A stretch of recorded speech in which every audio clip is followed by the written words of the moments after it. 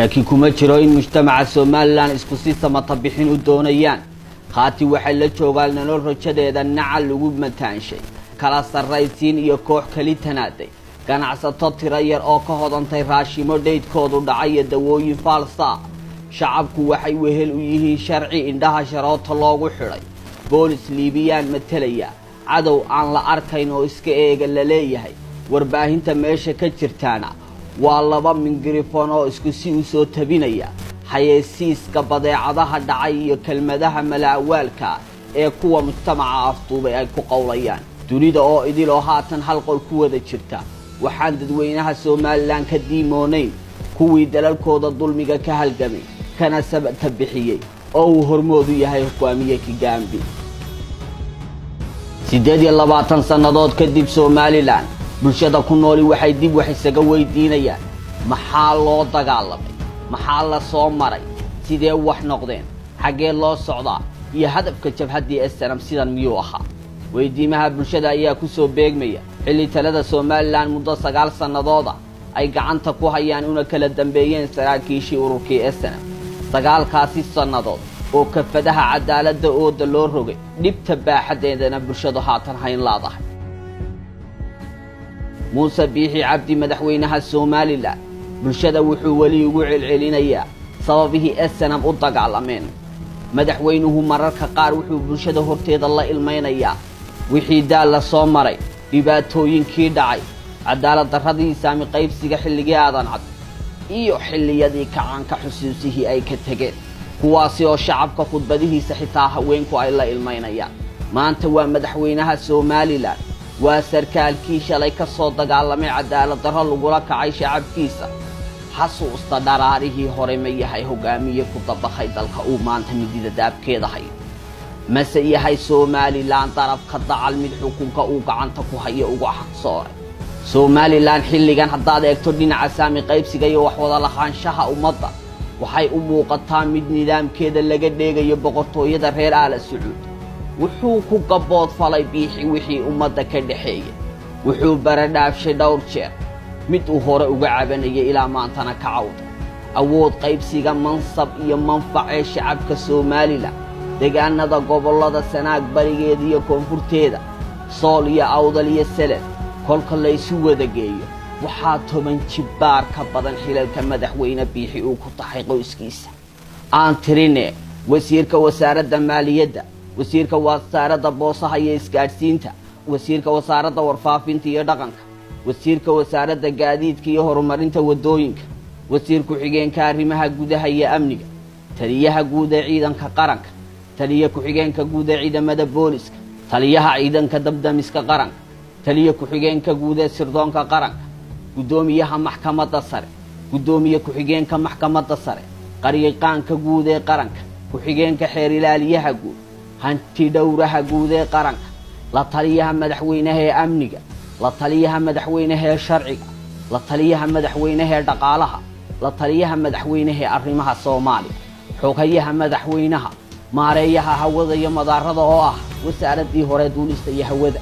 maareeyaha ka hortagga abaaraha iyo kaydka raashinka maareeyaha dekedaha dalka maareeyaha wakaaladda biyaha agaasimaha guud ee madaxtooyada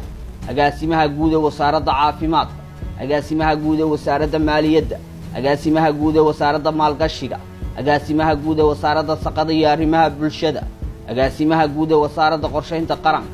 agaasimaha guud ee wasaaradda waxbarashada agaasimaha guud ee bangiga dhexe agaasimaha guud ee wasaaradda gaadiidka iyo liisamada gudoomiye ku xigeenka hay'adda tayada ku xigeenka xisaabiyaha guud ee qaranka safiirada Djibouti Sweden Imaaraadka iyo ku xigeenka Ethiopia tirada xubnaha ugu badan ee 4 commission waa komishanka qandaraasyada qaranka komishanka maamul wadaagga kan aydiska iyo kan tacliinta sare gobolka Sool oo buuhoodlena ku jiro waxaa saamiga xukuumaddiisa madaxweyne biixi ka siiyay 2 wasaaradood oo haafa iyo 1 wasaaradood buuxa kuwaasi oo kala wasiirka wasaaradda biyaha oo ah wasaaradii laga soo jaray wasaaradii macdanta wasiirka hawlaha guud oo iyaduna ah wasaaradii laga hoos saaray gaadiidka wadooyinka iyo guryahaba loona sameeyay wasaaradda gaarka iyo wasaaradda arrimaha dibadda Sanaag bari badan hadaftimo laas qoray ceelaayi iyo dhaxar iyo deegaanada hoos yimaada waxay saami u heleen wasiirka wasaaradda gaashaandhigga oo kolka qaab dhismeedka Soomaaliland noqonaysa wasaarad magacu yaala maadaama ciidamada kala duwan leeyihiin taliyayaal khaas ah kuwaasi oo gabi ahaanba hoostaga kana amar qaata madaxweynaha isla markaasina madaxweynuhu soo magacaabo sidaas ayay iyana wasaaradda gaashaandhiggu ku tahay magacu yaal aan wax shaqo ahayn halka haddaynu wax yar kor uga baxno waa kala taga iyo salaam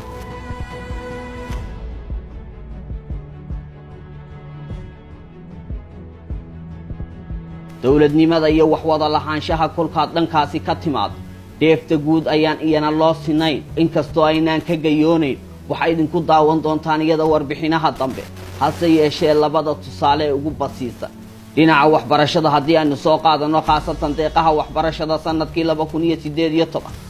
Soomaaliland waxay deeqo waxbarasho kala duwan ka heshay meelo fara badan oo aynu ka xusi karno Ethiopia sidoo kale dawladaha Turkiga iyo Suudaan oo Soomaaliya u soo mariyay 300 oo arday oo dawladda Ethiopia ugu deeqday deeq waxbarasho waxa magaalada Hargeysa qaadatay 227 arday gobolka Sool 5 arday Sanaag bari 3 arday halka Soomaaliland kalena iyana qaybsatay 60 arday ee soo haray 27 arday oo dawladda Turkiga ugu deeqday deeq waxbarasho oo la filayay in xukuumadda bixi cadaalad shacabka ugu qaybiso iyana ha joogtee Hargeysa ayaa dhexdeeda dib isaga baafinaysa kuwii Suudaan iyagana meel lagu masheey dhinaca qandaraasyada haddaad eegto sanadkii tagay 8 qandaraas oo madaxweyne bixi gacantiisa ku saxeexay 5 kamida isaga ayaa isu saxeexay halka 3 kalena ay qaybsadeen Soomaaliland aanay ku jirin Sool Sanaag Saylac iyo Awdal madaxweyne bixi laba wiil oo ubadka uu dhalay kamid ah mid wuxuu qaatay hal qandaraas oo kamid ah 5 qandaraas ee madaxweynuhu isu saxeexay qandaraaskaasi oo ah kan ugu weyn oo ah qandaraaska dharka iyo kabaha ciidamada dalka oo idin halka wiilkiisa kalena madaxweyne bixi uu ku daray deeqaha waxbarasho ee Hargeysa 227 ka qaaday kaasi oo ah deeqda waxbarashada Itoobiya khaasatan dhinaca kuliyadaha la ilga saraakiisha sare madaxweyne bixi haddii dhanka cadaalad darrada iyo xaqsoor la'aanta ummadda wax laga weydiiyo maba maqli karo oo sidan ayuu dibnaha caada ruugaya ninka xaq u leeyahay ay sheegay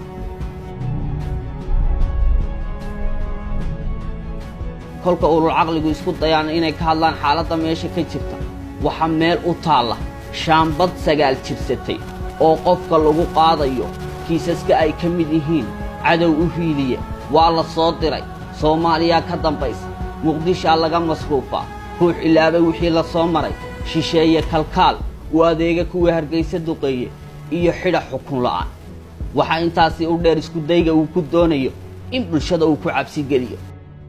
caburintu waa mid si laba laxaadsanaysa oo haatanba 6 magaalo Hargeysa u weyn tahay dadweynuhu amar bay ku seexdaan saacad cayiman dhinaca kale waxaa la beegsanayaa hal abuurada culimada iyo dhalinyarada saddexdaasi oo ah kolka kacdoonada dunida ka qarxa la qeexayo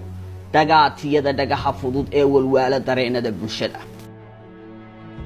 iyadoo ka dhiidhiga dulmiga ay u xulan yihiin Sheekh Aadan Sunne iyo tabeneeyo kale culimo abwaaniin saxafiyiin iyo madax dhaqameed tira badan ayaa waxa haatan laga dabageeyay abwaan lagu magacaabo Cabdiraxmaan Abees oo curiyay gabayo uu kaga gilgilanayo sida maanta xal yahay gabayadaasi oo qaarkood abwaanku kaga hadlay qiso uu soo joogay oo ka dhaxday mid kamid ah saldhigyada ciidamada booliska gudaha Hargeysa meesha waxa ku arkay waxaanaynu baanaasoo daawo prison break wallahi billahi tallahi saldhigaas baanaa ka tagaa meesha saldhiga koobur waan aragteen waa tadhaxda banaan waqtigan oo leeyahay inaan xanuunsanaysa oo ku xidhan silsilad oo 3 habeen ku xidhan qabow wallahi billahi tallahi meesha waxaan ku arkay weydiimaha bulshada kacdoonku ka dhex guuxayo ayaa waxa iyana qayb ka haddii 30 sano ka hor cadaalad darro ee sanam ka gadooday ma waxa jira cadaalad darro kala qurxoon oo bindina xaq tahay in loo qaxo loo burburo laga dagaalamo mid kalena ay tahay daw iyo gar in la aamuso la xamilo laguna noolaado magaca manfac dheef iyo dhaqaale deeqaha dunida mashaariicda bangiga adduunka dhaqaalaha sanduuqa SDF miisaaniyadda 400 milyuun kor u dhaaftay iyo qandaraasyada qaranka heshiisyada shidaalka macdanta beeyada khayraadka dalka iyo buuro iska dhan oo reer guuraaga Soomaaliland xoolaha ku raaci jireen oo la laayahay meel ay ka baxeen ayaynu iyana warbixinaha dambe ku eegi doonaa Soomaaliland ma jaraha maalmihii mujaahidiinta iyo miisaanka cadaalad